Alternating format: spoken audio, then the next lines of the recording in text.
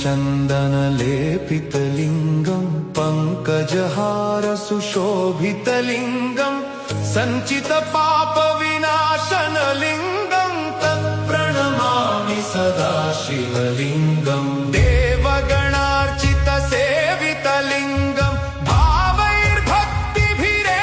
च लिङ्गं दिनकरकोटिप्रभाकरलिङ्गं तत्प्रणमामि सदा शिवलिङ्गम्